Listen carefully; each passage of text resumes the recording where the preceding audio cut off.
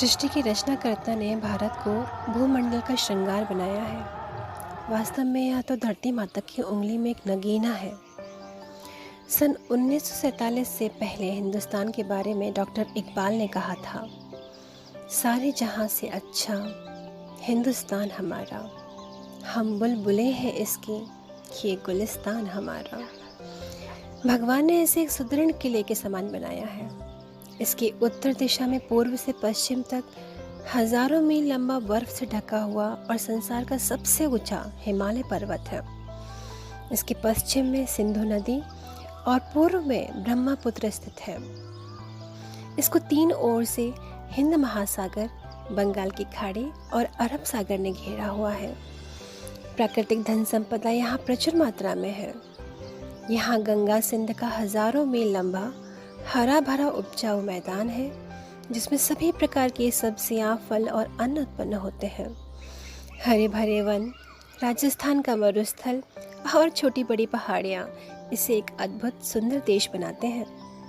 भारत को सोने की चिड़िया कहा जाता था, अर्थात यहाँ रहने वाले सब लोग समृद्ध थे। कोई भी भूखा, नंगा या दरिद्र नहीं था। सभी लोग अपने में संतुष्ट थे। देश के शासक राजर्षि कहलाते थे और वे अपनी प्रजा की सेवा और देखभाल अपने बच्चों की तरह करते थे। देश में बड़े बड़े दानी राजा हुए हैं। राजा हर्षवर्धन ने हरिद्वार में याचकों को बहुत दान दिए हैं। कहते हैं कि उन्होंने अपने शरीर के कपड़े तक याचकों को दान दे दिए थे। ऐसी उदारता और भव्यता यहाँ के लोगों में ही थी। निसंदेह दैवीय संपदा युक्त मनुष्यों के ऐसे ही लक्षण होते हैं। स्वयं श्री हरि ने वेदों के रूप में दिव्य संपदा हमें प्रदान की, जिसमें आध्यात्मिक ज्ञान और उच्च मानवीय विचार भरे पड़े हैं। संसार के सभी संप्रदायों, मत मतांतरों का आधार ये वेद ही हैं। भिन्न भिन्न ऋषि मुनियों ने अपने अपने ढंग से, अपनी अपनी समझ से वेदों की व्याख्या की है।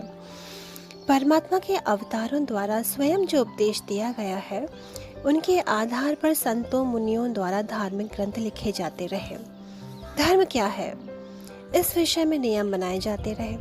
भगवान श्री कृष्ण ने द्वापर युग के अंत में सब ग्रंथों के सार के रूप में श्रीमद् भगवद गीता के रूप में अद्वितीय और सर्वोत्तम ग्रंथ अर्जुन के माध्यम से विश्व कल्याण हेतु संसार को दिया। ऐसा हमारे शास्त्रों में वर्णित है, किंतु यहाँ कुछ संपादन हुआ है। सत्य यह है कि श्री कृष्ण का अवतार सतयुग में हुआ, न कि द्वापर में। खैर, इस पर हम चर्चा आगे करेंगे। इसमें दिए गए ज्ञान को प्राप्त करके और उसका अनुसरण करके मनुष्य भवसागर से तर जाता है, इसमें कोई संदेह नहीं है। धन धान्य से संपन्न लोगों वाले देश को, दिव्य और पवित्र ज्ञान से युक्त ग्रंथों वाले देश को और दैवी संपदा युक्त ऋषि मुनियों वाले देश को विदेशी लोग और शासक गिद्ध दृष्टि से ललचाई नजरों से देखते थे। इन विदेशियों में कुछ तो आध्यात्मिक ज्ञान की प्राप्ति हेतु भारत में आने लगे और कुछ शासक आक्रमण करके लूट मार की दृष्टि से भी आते रहे। विदेशी आक्रांताओं ने हमारी फूट का और शांति से रहने की भावना का भरपूर लाभ उठाया। हमारे देश के लोग धार्मिक प्रवृत्ति के थे। वे धार्मिक ग्रंथों और ऋषि मुनियों द्वारा दर्शाए गए मार्ग का अनुसरण करते हुए जीवन यापन करते थे और धर्म पर चलते हुए ही धन संपत्ति का अर्जन करते थे। धन धान्य से संपन्न होते हुए भी वे सादगीपूर्ण जीवन व्यतीत करते थे और देश समृद्धि युक्त होने के कारण सोने की चिड़िया जाना जाता था। इतना सब होते हुए भी देश एक गंभीर समस्या से आज ग्रस्त है। सारा देश छोटे छोटे राज्यों में बटा हुआ है और इन राज्यों के शासक अपनी महत्वाकांक्षा के कारण एक दूसरे से लड़ते झगड़ते रहते हैं और इनमें से कुछ तो इसी कारण एक दूसरे से शत्रु का सा व्यवहार करते हैं। यही उस वक्त भी होता रहा। ये छोटे छोटे राजा अपने पारंपरिक हथियारों के साथ एक दूसरे से लड़ा करते थे और इन्हीं की सेनाएं आधुनिक हथियारों तरीकों से अनजान थीं। ये सब तथ्य किसी से छिपे नहीं थे, इसलिए बाहरी आक्रांताओं ने इसी कमी का पूरा फायदा उठाया। वे पूरी तैयारी करके सारे आधुनिक हथियारों से लैस होकर एक विशाल सेना के साथ भारत में आते थे और हम सब पर आक्रमण करते थे। ऐसे में छोटे छोटे राज्यों के राजाओं को हराना बाहरी आक्रमणकारियों के लिए बहुत कठिन कार्य नहीं होता था। वे इन राजाओं को हरा कर लूट मार करते थे, यहाँ के लोगों का संहार करते थे अर्थात मार देते थे, यहाँ के धार्मिक ग्रंथों और पूजा स्थलों को ध्वंस करते थे। परंतु बार बार हारने के बाद भी भारतीय राजाओं ने कुछ नहीं सीखा और वे पहले की ही तरह एक दूसरे से लड़ते झगड़ते रहते थे। उन्होंने अपनी सेना की युद्ध क्षमता बढ़ाने की दिशा में कुछ नहीं किया और ऐसे में बाहरी आक्रमणकारियों को कैसे हम हरा सकते थे। सन 1893 में शिकागो में एक विश्व धर्म सम्मेलन हुआ, लेकिन उसमें हिंदू धर्म के किसी भी प्रतिनिधि को बुलाया नहीं गया। ये जानकर स्वामी रामकृष्ण परमहंस की धर्मपत्नी माँ शारदा को बहुत बुरा लगा। उन्हें चिंता हुई। उन्होंने अपने शिष्य नरेंद्र को बुलाया। नरेंद्र कौन? स्वामी विवेकानंद।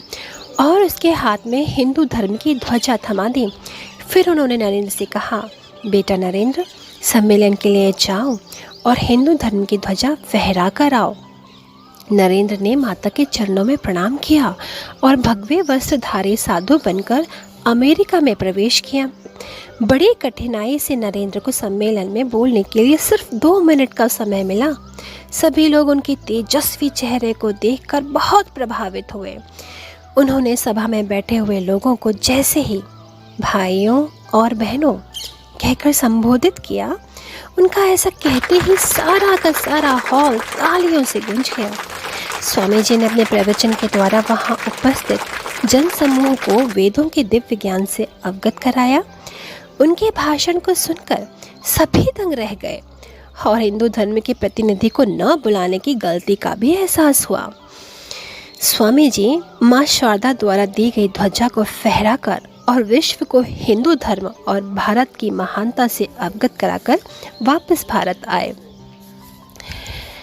अब हम देखते हैं कि सिकंदर के आक्रमण से पहले भारत की स्थिति क्या थी और अब क्या है। आज से लगभग 5000 साल पहले कौरवों और पांडवों के मध्य महाभारत युद्ध हुआ था, जिसमें जान और माल की बहुत हानि हुई। इस युद्ध में कौरव तो पूरी तरह नष्ट हो गए और पांडवों की भी बहुत हानि हुई। यद्यपि बाद में महाराज परीक्षित ने राजकाल की स्थिति संभाली, लेकिन ऋषि के श्रापवश वे शीघ्र ही चल बसे।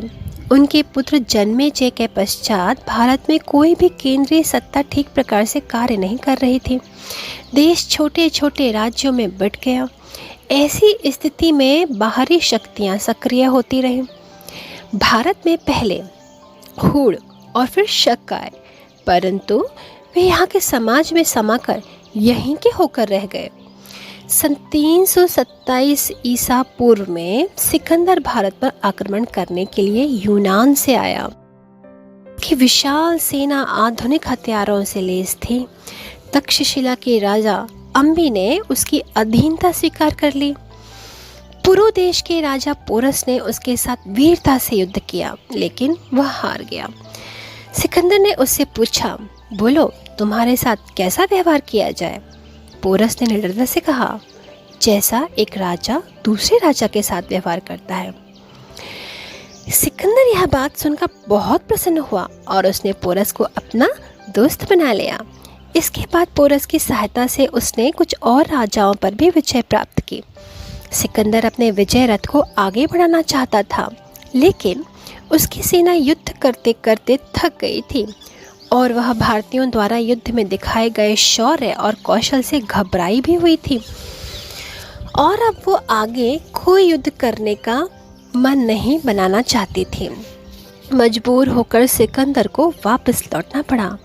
जाने से पहले हुए जीते हुए क्षेत्र में सिकंदर ने अपने प्रतिनिधि नियुक्त करके अपना शासन स्थापित कर दिया। ऐसी स्थिति में आचार्य चाणक्य आगे आए। उनका सोचना था कि देश में एक केंद्रीय सत्ता के अभाव में बाहरी आक्रमणकारियों को हरा पाना संभव नहीं है और छोटे छोटे प्रदेशों के राजा आपस की फूट के कारण बाहरी हमलावर का सामना नहीं कर पाते हैं। ऐसे में क्या किया जाए। देश में एक केंद्रीय सत्ता स्थापित करने के लिए उन्होंने राजा नंद से संपर्क किया। लेकिन राजा नंद ने अभिमान में आकर उनका बहुत अपमान किया, लेकिन फिर भी चाणक्य ने हार नहीं मानी। वास्तव में वो बहुत ही हठी और दूरदर्शी आचार्य थे। उन्होंने चंद्रगुप्त नाम के एक वीर और दृढ़ निश्चयी बालक को लिया और अपने मन में उसको भारत का भावी सम्राट बनाने का निश्चय किया और उसको आगे करके योजनाएं बनाई, उन पर कार्य किया। वह अपने इस कार्य में दृढ़ता से लगे रहे और धीरे धीरे सफलता असफलता के बीच में झूलते हुए आखिर अपने उद्देश्य में सफल हो गए। अब वह चंद्रगुप्त बालक भारत का सम्राट था और चंद्रगुप्त मौर्य के नाम से विख्यात हुआ। कुछ समय पश्चात सिकंदर का सेनापति सेल्यूकस ने भारत पर आक्रमण कर दिया। युद्ध में चंद्रगुप्त के हाथों सेल्यूकस हार गया। उसने अपनी लड़की का विवाह चंद्रगुप्त मौर्य से कर दिया। चंद्रगुप्त के राज दरबार में उसका एक प्रतिनिधि मेगास्थनीज को भी भेजा गया। महान अशोक सम्राट इसी वंश में हुए हैं। मौर्य वंश के पश्चात देश की बागडोर गुप्त वंश के राजाओं के हाथ में आ गई। गुप्त वंश का शासनकाल भारत में स्वर्ण काल कहा जाता है, क्योंकि यहाँ के राजवंश वैश्य वर्ण से थे और उन्होंने काफ़ी धन कमाया। इस वंश के शासन के पश्चात देश में कोई भी स्थिर केंद्रीय सत्ता नहीं रही। देश अनेक छोटे छोटे राज्यों में बंट गया, जिनके शासक राजपूत राजा थे। ये राजपूत राजा वीर थे और शौर्य पराक्रम में किसी से भी कम नहीं थे। वे युद्ध को एक खेल समझते थे, लेकिन इनमें अपनी जाति का अहंकार था। वे अलग अलग गोत्रों में बटे हुए थे और अपने गोत्र को ही सर्वश्रेष्ठ मानते थे और इसलिए राजा आपस में ही झगड़ते रहते थे। इनमें एकता का अभाव था और इसी बात का पूरा फायदा बाहरी आक्रमणकारियों ने फिर उठाया। आज से लगभग 1500 ईसा पूर्व अरब देश में इस्लाम धर्म का उदय हुआ। उस समय वहाँ के लोग अनेक कबीलों में बटे हुए थे। वे सभी अलग अलग देवी देवताओं की पूजा किया करते थे और आपस में लड़ते झगड़ते रहते थे। ऐसे हालात में खुदा भगवान ने हज़रत मोहम्मद साहब के रूप में अपना एक पैगंबर वहाँ भेजा, ऐसा वो मानते हैं। उन्होंने वहाँ के लोगों को ये संदेश दिए कि आपस में शांति और सहयोग बनाकर रखें और अनेक देवी देवताओं के स्थान पर सिर्फ एक अल्लाह की इबादत करें। इस्लाम धर्म एक सीधा सादा प्रभु प्राप्ति का सरल मार्ग है। वहाँ के लोगों ने इसे तुरंत ही खुशी खुशी अपना लिया। हज़रत मोहम्मद साहिब के पास जो भी खुदा का पैगाम आता, वो उसे तुरंत एक पवित्र पुस्तक के रूप में स्थान देते रहे और इस प्रकार वह एक पवित्र पुस्तक के रूप में लोगों के सामने आई, जिसे हम कुरान शरीफ कहते हैं। इस्लाम धर्म को मानने वाले मुसलमान लोग एक अल्लाह, एक रसूल, एक पैगंबर और एक कुरान शरीफ को ही मानने लगे। अब इस्लाम धर्म का प्रचार और प्रसार पूरे ज़ोर से होने लगा। मुस्लिम लोग किसी गैर मुस्लिम को मुसलमान बनाना और स्वयं को धन्य समझते थे, क्योंकि उनकी दृष्टि में ऐसा कार्य करना बहुत ही पुण्य काम था। देखते ही देखते इस्लाम धर्म के प्रचार और प्रसार का कार्य एक प्रचंड लहर में तब्दील हो गया। इस प्रचंड लहर के फलस्वरूप सारा अरब जगत इस्लाम धर्म को मानने वाला बन गया। बाद में इस्लाम धर्म के अनुयायी शासकों ने बलपूर्वक गैर मुस्लिमों को मुस्लिम बनाना आरंभ कर दिया। आज से लगभग 1000 वर्ष पूर्व विदेशी मुस्लिम शासकों की दृष्टि फिर से भारत पर पड़ी। उस समय भारत में कोई भी शक्तिशाली केंद्रीय सत्ता नहीं थी। देश छोटे छोटे राज्यों में बटा हुआ था और उनमें संघर्ष होता रहता था। ऐसे समय में महमूद गजनवी ने भारत पर आक्रमण कर दिया। वो लूट मार और जनसंहार करता हुआ गुजरात से सोमनाथ मंदिर तक पहुंचा। वहां जाकर उसने भगवान सोमनाथ की मूर्ति को खंडित किया, मंदिर को ध्वंस किया और बेशुमार धन दौलत लूट कर वापस अपने देश भाग गया। भारत में किसी ने भी उसका विरोध नहीं किया। ऐसी दयनीय स्थिति थी तब भारत की। इसके कुछ समय पश्चात सन 1191 ईसा में मोहम्मद गौरी ने भारत पर एक विशाल सेना के साथ आक्रमण किया। पहले महमूद गजनवी और फिर आ गए मोहम्मद गौरी। तब लेकिन पृथ्वीराज चौहान दिल्ली के शासक थे। तरावड़ी के मैदान में इन दोनों के मध्य युद्ध हुआ, जिसमें पृथ्वीराज चौहान की जीत हुई और मोहम्मद गौरी भाग गया। 1 साल के बाद फिर से उसने भारत पर आक्रमण किया और उसमें उसकी जीत हुई। कन्नौज के राजा जयचंद ने भारत पर आक्रमण करने के लिए मोहम्मद गौरी को उकसाया था और उसकी सहायता भी की थी, क्योंकि स्वाभाविक है, बिना हमारे ही बीच छिपे गद्दारों की सहायता के ये आक्रमणकारी हमारे यहाँ सफल नहीं हो सकते थे। खैर, पृथ्वीराज चौहान की इस हार के साथ दिल्ली पर मोहम्मद गौरी का शासन हो गया। कुछ इतिहासकार कहते हैं कि मोहम्मद गौरी ने भारत पर 18 बार आक्रमण किया, जिसमें 17 बार उसकी हार हुई है और अंतिम 18वें बार वो जीत गया। मोहम्मद गौरी ने अपने एक दास को दिल्ली का गवर्नर नियुक्त कर दिया। इस दास के वंश ने भारत पर शासन किया। यही दास वंश के शासन के रूप में माना जाता है। भारत पर मुसलमानों के कई वंशों ने शासन किया। भारत में अंतिम शासन मुगल वंश का रहा। मुस्लिम शासकों में धार्मिक कट्टरपन की भावना बहुत ज़्यादा थी। उन्होंने हिंदुओं को अनेक प्रकार से अपमानित और प्रताड़ित किया। उनके शासनकाल में हिंदुओं के सारे पूजा स्थल गिरा दिए गए, उनके सारे धार्मिक ग्रंथों को जला दिया गया और उनकी महिलाओं को अपमानित किया गया। हिंदुओं को बलपूर्वक मुसलमान बनाया गया और उनकी तीर्थ यात्रा पर टैक्स लगाए गए। निस्संदेह मुस्लिम शासन में हिंदुओं की दशा बहुत दयनीय थी। इस विषय में एक घटना है। दिल्ली की गद्दी पर अलाउद्दीन खिलजी आसीन था। वो एक कामांध और हिंदू विरोधी शासक था। उसको पता चला कि चित्तौड़ के राजा रतन सेन की रानी पद्मावती बहुत सुंदर है। उसने उसे बलपूर्वक पाने के लिए एक विशाल सेना के साथ चित्तौड़ के किले को घेर लिया। ऐसा घेरा बहुत समय तक चला। किले के अंदर राजपूत वीरता से डटे रहे, बहुत दिन डटे रहे। अपनी बात न बनती देखकर अलाउद्दीन खिलजी ने एक चाल चली। उसने राजपूतों को संदेश दिया, आओ हम मित्रता करें, मुझे पद्मिनी की केवल एक झलक दिखा दो, उसकी झलक देखकर मैं वापस लौट जाऊंगा। राजपूत बेचारे उसके इस षड्यंत्र में फंस गए। एक बड़े शीशे के द्वारा उसको पद्मिनी की झलक दिखाई गई। बाद में राजा रतन सेन अलाउद्दीन को छोड़ने किले से बाहर आया, जहां उसे बंदी बना लिया गया। अलाउद्दीन ने राजा को छोड़ने के बदले पद्मिनी की मांग रखी, लेकिन यह मांग राजपूतों द्वारा ठुकरा दी गई। लेकिन फिर पद्मिनी ने राजा को छुड़ाने का काम अपने हाथ में लिया और बादशाह को संदेश भेजा, मैं तुम्हारे पास आने को तैयार हूँ, लेकिन मेरे साथ मेरी सैकड़ों दासियाँ आएंगी।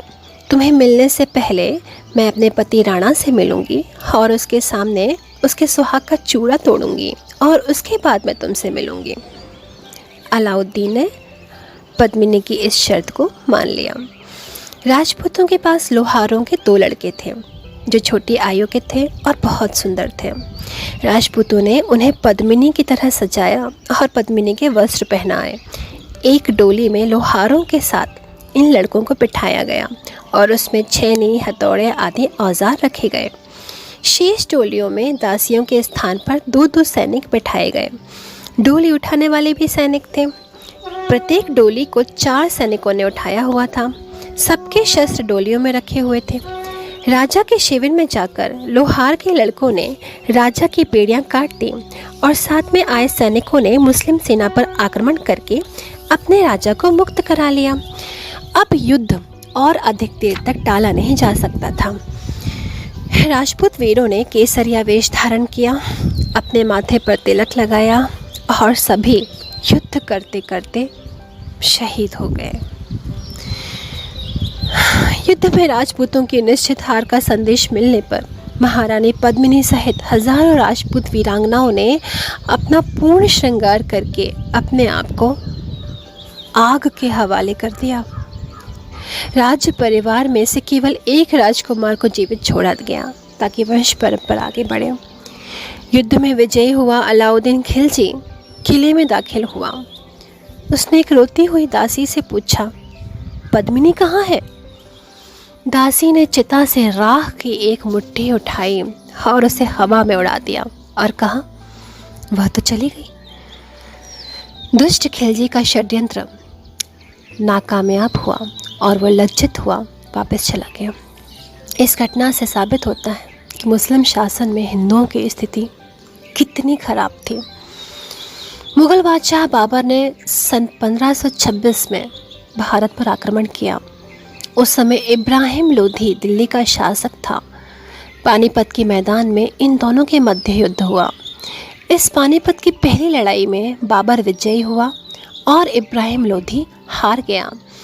दिल्ली की गद्दी पर मुगलों का शासन हो गया। उस समय चित्तौड़ की गद्दी पर महाराणा संग्राम सिंह आसीन था।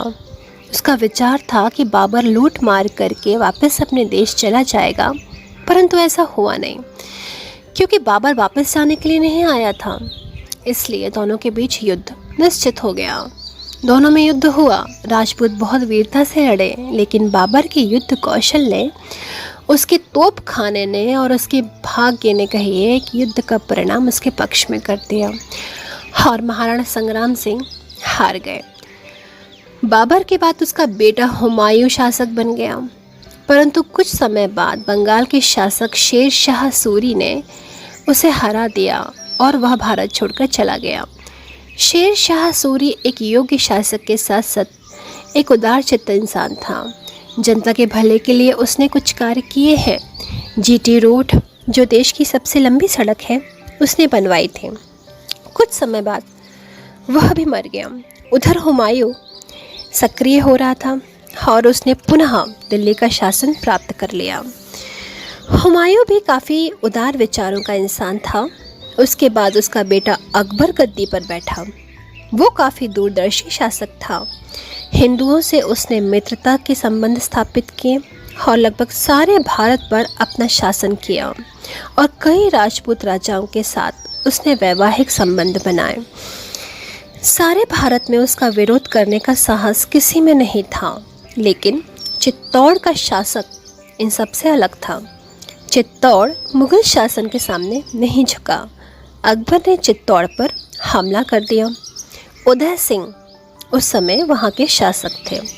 उसका पालन पोषण एक जैन परिवार में हुआ था और उसकी प्रवृत्ति बिल्कुल अहिंसक थी। चित्तौड़ को छोड़कर उन्होंने उदयनगरी वासियों और चित्तौड़ की सुरक्षा का भार जयमल और फत्ता नाम के दो भाइयों के हाथ में सौंप दिया, परंतु वे भी चित्तौड़ को बचा न सके। चित्तौड़ पर मुगलों का शासन हो गया। उदय सिंह के बाद उनके बेटे महाराणा प्रताप मेवाड़ के शासक बने। एक दिन महाराणा प्रताप और उनके भाई शक्ति सिंह का किसी विषय पर झगड़ा हो गया। नाराज होकर शक्ति सिंह अकबर से मिल गया। अकबर तो यही चाहता था। उसने शक्ति सिंह को अपनी सेना में एक उच्च पद देकर रख लिया, लेकिन कुछ समय पश्चात अकबर और महाराणा प्रताप के मध्य हल्दी घाटी के मैदान में युद्ध हुआ। युद्ध के मध्य मुगलों ने महाराणा प्रताप को घेर लिया और उनकी जान खतरे में थी। तभी उनका एक सरदार भाला राव उनकी सहायता के लिए आया और उसने झपट का महाराणा प्रताप के घोड़े से उनका ध्वज और राजचिन्ह उतार दिया और महाराणा प्रताप को शीघ्रता से वहां से जाने के लिए कहा। उसने महाराणा प्रताप से कहा, आप जीवित रहेंगे तो युद्ध जारी रहेगा। उसकी बात मानकर महाराणा प्रताप वहां से निकल गए। मुगल सैनिकों ने भाला राव को महाराणा प्रताप समझकर मार डाला। बाद में जब कुछ मुगल सैनिकों ने देखा कि वास्तविक महाराणा प्रताप तो युद्ध स्थल से निकलकर चले जा गए हैं, तो वे महाराणा प्रताप के पीछे तेजी से भागे। राजा मान सिंह और शक्ति सिंह एक पहाड़ी पर बैठे हुए ये सारा नज़ारा देख रहे थे। महाराणा प्रताप सिंह की जान खतरे में देखकर शक्ति सिंह का भाई प्रेम जाग उठा और वो तुरंत तेजी से मुगल सैनिकों के पीछे दौड़ा। शक्ति सिंह ने मुगल सैनिकों को मार गिराया।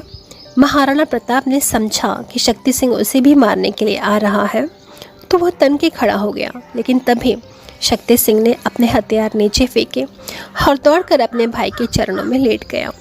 दोनों भाई रोते रहे और फिर रोते हुए शक्ति सिंह ने प्रताप से कहा, भैया समय बहुत कम है, और आपका चेतक भी मर चुका है।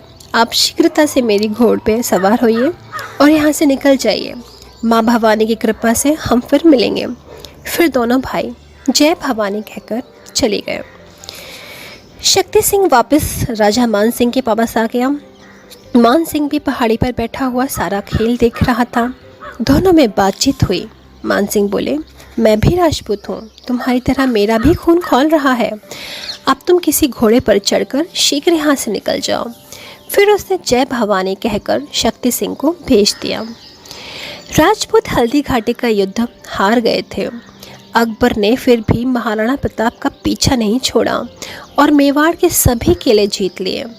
महाराणा प्रताप जंगल में छिपते छिपाते अपने आप को बेचारे बचा रहे थे। उनकी दशा अच्छी नहीं थी। सभी सैनिक उन्हें छोड़कर चले गए थे। ऐसी स्थिति में महाराणा ने तंग आकर अकबर से मित्रता करने की सोची और इस आशय एक पत्र अकबर को भिजवा दिया। महाराणा का वह पत्र अकबर के दरबार में पहुंचा। पत्र पाकर अकबर का सारा दरबार खुशी से झूम गया। सभी दरबारी अपने बादशाह को उनकी सफलता पर बधाई देने लगे। अकबर के दरबार में पिथौरा राय नामक एक हिंदू युवक भी था। हिंदुत्व और महाराणा प्रताप के प्रति उसके मन में अत्यंत श्रद्धा थी। वो महाराणा प्रताप का प्रशंसक था। वह इस अवसर पर चुपचाप बैठा रहा। कुछ दरबारियों ने उसे बधाई न देने का कारण जाना। पिथौरा राय ने उनसे कहा, पहले मुझे पत्र दिखाओ। उसे पत्र दिखाया गया। पत्र देखकर उसने कहा, ये पत्र नकली है, जिसे आपके या प्रताप के किसी शत्रु ने लिखा है। अपनी बात को सत्य सिद्ध करने के लिए उसे कुछ समय दिया गया। पिथौरा राय जानता था कि वह पत्र असली है। अपने घर जाकर वो खूब रोया। फिर उसने महाराणा प्रताप को एक पत्र लिखा जिसमें लिखा, आज हिंदू धर्म का ध्वज केवल आपके ही कारण लहरा रहा है। यदि आप भी हिम्मत हार गए तो यह ध्वज गिर जाएगा। हिंदू समाज का पतन हो जाएगा। मैं आपको और अधिक क्या लिखूं, क्योंकि देश धर्म की लाज आपके हाथ में है। बस थोड़ी हिम्मत और रखिए, थोड़ी हिम्मत और रखिए। यह पत्र उसके एक विश्वास पात्र सेवक के द्वारा महाराणा प्रताप को भिजवाया गया। पत्र पढ़कर महाराणा प्रताप काफ़ी सोच में पड़ गए। राणा दरबार का एक दीवान था जिसका नाम भामा शाह था। महाराणा प्रताप की आर्थिक स्थिति उसे छिपी नहीं थी। वो अपना सारा धन लेकर महाराणा प्रताप के पास आया और अपना सारा धन उसके चरणों में रख दिया। उस धन से पुनः सेना का गठन किया गया और महाराणा प्रताप ने मुगलों के एक किले पर आक्रमण करके उसे अपने अधिकार में ले लिया। यह समाचार अकबर के दरबार में पहुंचा, जिससे महाराणा प्रताप के पत्र के असली होने की बात स्वयं ही समाप्त हो गई और उस पत्र को नकली मान लिया गया। धीरे धीरे महाराणा प्रताप ने अपने सभी दुर्ग मुगलों से जीत लिए, वापस ले लिए, परंतु चित्तौड़ का दुर्ग नहीं जीत पाए। बहुत ही कठिन हालात में भी देशभक्ति की भावना अपने में बनाए रखना और स्वतंत्रता संग्राम को जारी रखना एक ऐसा अद्वितीय बलिदान है, अनुपम देश सेवा है, जिसके लिए महाराणा प्रताप को हमेशा हमेशा याद किया जाएगा और उनका नाम इतिहास के पन्नों में स्वर्ण अक्षरों में चमकता रहेगा। महाराणा प्रताप के परिवार और चित्तौड़ दुर्ग के विषय में काफ़ी कुछ प्रसिद्ध बातें हैं, जैसे चित्तौड़ का दुर्ग अद्वितीय और अजेय जाना जाता था। इसके विषय में एक कहावत प्रसिद्ध थी, गढ़ तो चित्तौड़ गढ़ और सब गढ़ियाँ हैं, ताल तो भूपाल ताल और सब तलियाँ हैं। चित्तौड़ के राणा अपने आप को राजा नहीं कहलवाते थे। वहाँ के राजा तो भगवान एक शिवलिंग ही थे। राणा स्वयं को दीवान कहते थे। राणा की मृत्यु होने पर उनका दाह संस्कार तब तक नहीं किया जाता था जब तक कि किसी को उसके स्थान पर राणा नहीं बनाया जाए, अर्थात नया राणा बनाने के बाद ही मृतक राणा का दाह संस्कार किया जाता था। पहला राज तिलक परमात्मा शिव की पिंडी को किया जाता था और फिर तिलक करने का पहला अधिकार भील सरदारों का था। आगे में हम देखेंगे भक्ति आंदोलन और मुगल शासन का विरोध। बाहरी आक्रमणकारियों से बार बार परास्त होने के कारण हिंदू समाज बहुत ही हीन भावना से ग्रस्त हो रहा था। मुस्लिम समाज स्वयं को शासक मानकर और हिंदुओं को बार बार युद्ध में हराने वाला मानकर अभिमान से ग्रस्त हुआ। हिंदुओं को बहुत ज़्यादा हीन भावना से देखने लगा। इसी कारण हिंदू और मुसलमानों में प्रेम और मेल मिलाप स्थापित नहीं हो पा रहा था। हिंदू मुसलमानों को बाहरी आक्रमणकारी समझकर उनसे दूरी बनाए रखने लगे। मुस्लिम शासकों का व्यवहार हिंदुओं के प्रति क्रूरतापूर्ण था, जिसके कारण दोनों समुदायों में दूरियां कम नहीं हो रही थीं। ऐसे अंधकार में समय में भक्ति आंदोलन का उदय हुआ। भक्ति आंदोलन में महान संत चैतन्य महाप्रभु, भक्त कबीर जी, गुरु नानक देव जी, रविदास जी, गोस्वामी तुलसीदास, गुरु रामानंद जी, सूरदास जी और मीराबाई जी प्रमुख थे। इन सब संतों ने प्रभु भक्ति के साथ साथ आपसी प्रेम और मेल मिलाप से रहने पर बल दिया और हिंदू मुसलमानों में घृणा को कम करने पर जोर दिया। गुरु नानक देव जी सिखों के पहले गुरु थे। वे परमात्मा की भक्ति का और प्रेम से मिलकर रहने का संदेश देते रहे। इनके बाद सिखों के 9 गुरु और हुए। अंतिम गुरु थे श्री गुरु गोबिंद सिंह। गोस्वामी तुलसीदास जी श्री राम उपासक थे। उन्होंने इसी काल में श्री रामचरितमानस नाम की ग्रंथ की रचना की, जो कि हिंदुओं में बहुत महत्वपूर्ण है। हिंदुओं के घरों और मंदिरों में इस ग्रंथ का पूर्ण श्रद्धा और प्रेम से पाठ किया जाता है। सूरदास जी एक महान कवि और कृष्ण उपासक थे। नेत्रहीन होते हुए भी उन्होंने भगवान श्री कृष्ण की लीलाओं का बहुत सुंदर वर्णन किया। मीराबाई श्री कृष्ण उपासक थीं। उसने श्री कृष्ण को अपना पति मान लिया था। मेवाड़ राज्य की रानी होने पर भी साधु संतों के बीच में वह भजन गाया करती थीं, नृत्य किया करती थीं। स्थानीय भाषा में लिखा हुआ उनका भजन बहुत प्रसिद्ध है। मेरे तो गिरधर गोपाल दूसरा न कोई, जाके सिरमौर मुकुट मेरा पति सोई। रविदास जी एक बहुत महान संत थे। उनकी प्रभु भक्ति दूर दूर तक प्रसिद्ध थी। उनका स्वच्छ, पवित्र और सादगीपूर्ण जीवन लोगों को नेक और सादा जीवन जीने की प्रेरणा देता था। मीराबाई इन्हीं की शिष्या थीं। गुरु रामानंद जी ऊंच नीच, छूत अछूत जैसी निकृष्ट भावनाओं से बहुत ज़्यादा ऊपर थे। उनके शिष्यों में भक्त कबीरदास और गुरु रविदास जी थे। अकबर के बाद उसका बेटा जहांगीर गद्दी पर बैठ गया। उस समय सिखों के 5वें गुरु अर्जुन देव जी थे। वे एक महान संत थे। इन्होंने गुरु ग्रंथ साहिब की सर्व सांझी पुस्तक का संपादन किया था। गुरु ग्रंथ साहिब में सिख गुरुओं की वाणी सहित अनेक संत महात्मा की वाणी दर्ज है। इसमें गुरु रविदास जी की वाणी सहित अनेक मुस्लिम संतों की वाणी भी दर्ज है। हरमंदिर साहिब की बुनियाद एक मुस्लिम संत ने रखवाई गई थी। गुरु अर्जुन देव जी जैसे महान संत को जहांगीर बादशाह के शासनकाल में बहुत कष्ट देकर शहीद कर दिया गया, जिससे सिख समाज सहित सारा हिंदू समाज बहुत ज़्यादा दुख और शोक से भर गया। सिख समाज में प्रभु भक्ति के साथ साथ धर्म और आत्मरक्षार्थ शक्ति रूप में हथियारों की पूजा का विचार आने लगा। जहांगीर के बाद दिल्ली की गद्दी पर उसका लड़का शाहजहां आ गया। उसे भवन निर्माण का बहुत शौक था। उसने अपनी पत्नी की याद में आगरा में ताजमहल के नाम से एक मकबरा बनवाया। इसके अतिरिक्त उसने और भी कई भवन बनवाए। हालांकि सत्य यह भी है कि उस मकबरे से पहले, ताजमहल की नींव से पहले वहाँ शिव मंदिर हुआ करता था। शाहजहां के 4 पुत्र थे, जिन्होंने उसके जीवन काल में ही राजगद्दी के लिए युद्ध करना शुरू कर दिया था। औरंगज़ेब ने युद्ध करके अपने तीनों भाइयों को मरवा दिया और राजगद्दी पर अपना अधिकार कर लिया। इतना ही नहीं, उसने अपने पिता शाहजहां को भी नज़रबंद कर दिया, अर्थात कैद कर दिया। वास्तव में औरंगज़ेब संकीर्ण विचारों का बहुत ही स्वार्थी और कट्टर मुसलमान था और बहुत हिंदू विरोधी था। उसके शासनकाल में हिंदुओं पर बहुत अत्याचार हुए। उस समय सिखों के 9वें गुरु गुरु तेग बहादुर जी गुरु गद्दी पर विराजमान थे। एक बार कश्मीरी पंडितों का एक दल गुरुजी से मिलने आया। पंडितों ने गुरुजी से कहा, औरंगज़ेब बादशाह हमें मुसलमान बनने को मजबूर कर रहा है, उससे हमारी रक्षा करने वाला कोई नहीं है। बहुत आशा लेकर हम आपके पास आए हैं, हमारी उस दुष्ट पापी से आप रक्षा करिए। इसे सुनकर गुरु तेग बहादुर चुप हो गए। उनके पास ही उनका बेटा श्री गोविंद राय खड़ा था। उसने गुरुजी से कहा, आप चुप क्यों हैं? इन्हें उत्तर दीजिए।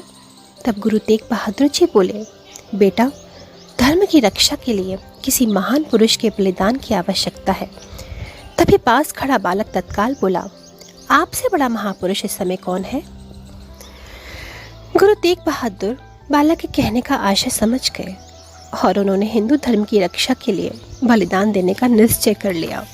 उन्होंने पंडितों से कहा, बादशाह को तुम कह दो कि गुरु तेग बहादुर हमारा गुरु है, आप उन्हें मुसलमान बना दीजिए तो हम भी मुसलमान बन जाएंगे। गुरु तेग बहादुर ने अपने कुछ साथियों के साथ वहां से दिल्ली के लिए प्रस्थान किया। वे एक लंबे रास्ते से दिल्ली की ओर प्रचार करते हुए जा रहे थे। दिल्ली में औरंगजेब उनकी प्रतीक्षा कर रहा था। दिल्ली पहुंचने पर गुरु तेग बहादुर को मुसलमान बनने को कहा गया, लेकिन गुरुजी ने मुसलमान बनने से इनकार कर दिया।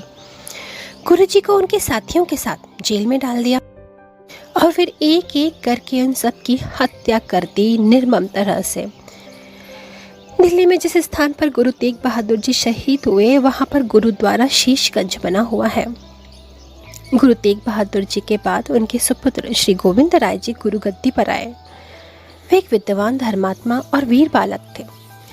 उन्होंने सिखों को सैनिक ट्रेनिंग देकर उन्हें वीर योद्धा सैनिक बनाया। एक बार गुरुजी ने सिखों की एक बड़ी सभा बुलाई। नंगी तलवार हाथ में लिए सभा में आए और उपस्थित जनों को ललकार कर कहा, धर्म की रक्षा के लिए एक व्यक्ति के बलिदान की आवश्यकता है। कोई है जो अपना शीश देगा? सभा में सन्नाटा छा गया। फिर एक युवक उठा। गुरुजी उसे दूसरे तंबू में ले गए। तलवार से काटने की आवाज सुनाई दी और खून की धार तंबू से बाहर आई। खून से लथपथ तलवार हाथ में लिए गुरुजी पुनः सभा में आए। उन्होंने फिर एक और सिर की मांग की। फिर एक युवक खड़ा हुआ, उसे भी गुरुजी दूसरे तंबू में ले गए। फिर तलवार चलने की आवाज आई और खून की धार तंबू से बाहर आई। इस प्रकार वे 5 युवकों को एक एक करके तंबू में ले गए।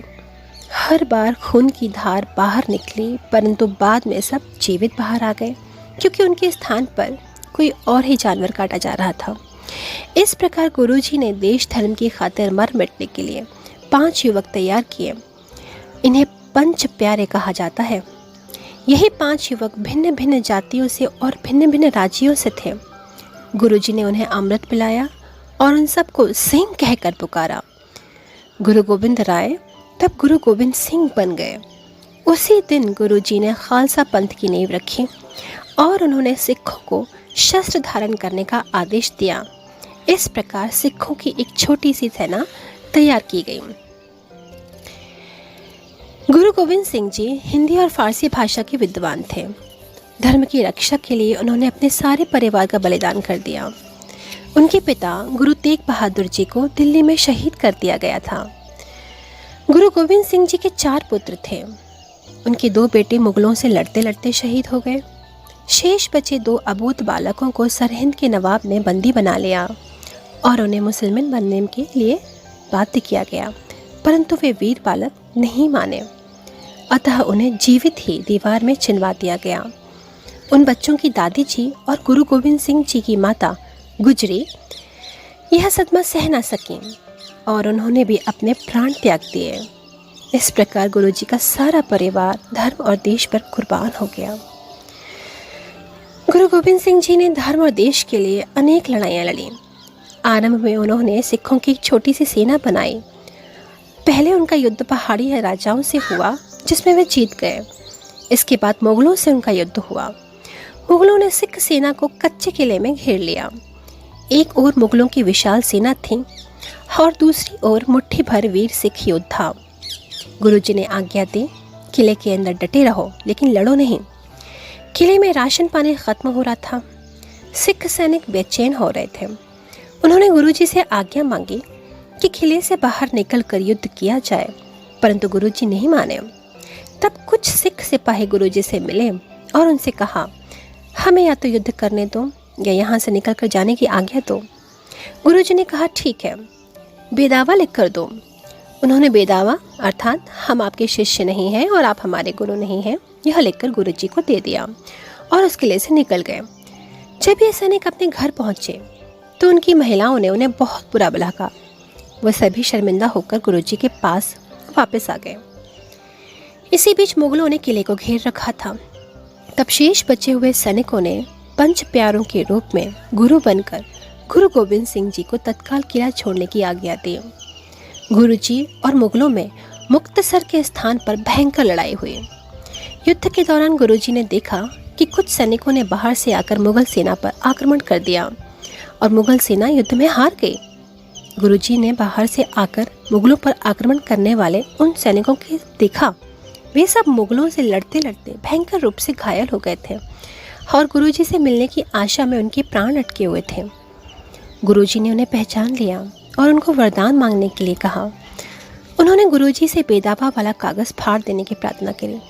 गुरुजी ने उन्हें कहा, तुम्हें मोक्ष पद मिलेगा। इन 40 सिखों को इतिहास में 40 मुक्ते कहा जाता है। भारतीय इतिहास ऐसे वीरों के बलिदान से भरा पड़ा है। राष्ट्र इनका सदा ऋणी रहेगा।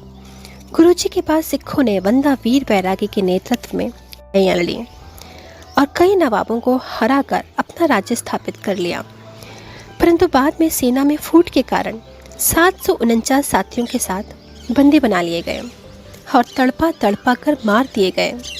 मरने वालों में इनका छोटा सा बेटा भी था। दक्षिण भारत में भी पंजाब की तरह मुस्लिम सरकार का विरोध होना शुरू हो गया था।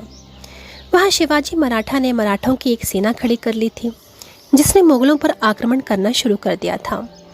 शिवाजी अपनी माता जीजाबाई और समर्थ गुरु रामदास जी से अत्यंत प्रभावित थे, जो अत्यंत ही देशभक्त थे और धार्मिक विचारों वाले थे। शिवाजी ने छापामार युद्ध नीति को अपनाया और इस नीति पर चलते हुए उन्होंने मुगलों से कई दुर्ग जीत लिए। औरंगजेब, जो कि कुटिल राजनीतिज्ञ था, उसने शिवाजी को दिल्ली बुलवाया और उसे बंदी बनवा लिया। जैसे को तैसा की नीति पर चलते हुए शिवाजी ने पहले अपने रोगी होने का बहाना किया और कुछ दिन के बाद अपने स्वस्थ हो जाने की बात कही और इसकी प्रसन्नता में मिठाई बांटने की बात की। बड़े बड़े टोकरों में मिठाई बाहर भेजी जाने लगी। एक दिन अवसर पाकर वे भी एक टोकरी में बैठकर स्वयं जेल से बाहर आ गए। शिवाजी ने दक्षिण में आकर पुनः सेना इकट्ठी की और छापा मार युद्ध शुरू कर दिया और उन्होंने मुगलों के अनेक किले जीत लिए और दक्षिण में अपने नेतृत्व में हिंदू राज्य की स्थापना की। शिवाजी के बाद मराठा शक्ति में कमी नहीं हुई और कुछ समय बाद दिल्ली को भी उन्होंने अपने अधिकार में ले लिया। सन 1761 ईस्वी में अहमद शाह अब्दाली ने भारत पर आक्रमण किया। पानीपत के मैदान में मराठों और अब्दाली के मध्य युद्ध हुआ, जिसमें मराठों की हार हो गई। जीत के बाद अब्दाली वापस अपने देश चला गया। जब अब्दाली की सेना वापस जा रही थी तब उसको सिख छापामारों ने बहुत परेशान किया। घोड़ों पर चढ़कर आते और अब्दाली की सेना पर आक्रमण करते। सिखों को इसके लिए सजा देने के लिए कुछ समय बाद अब्दाली ने पंजाब पर हमला कर दिया और एक स्थान पर खड़े हुए हजारों सिखों को उसने शहीद कर दिया। इतिहास में ये घटना घल्लू घारा के नाम से जानी जाती है। अब्दाली ने यद्यपि मराठा और सिखों को हरा दिया था तो भी ये शक्तियाँ समाप्त नहीं हुई थीं। बाद में महाराजा रणजीत सिंह के नेतृत्व में पंजाब में सिख राज्य की स्थापना हुई। इसी प्रकार महाराष्ट्र में मराठों ने अपने कई राज्य स्थापित कर लिए और अब मुगल साम्राज्य का अंत हो चुका।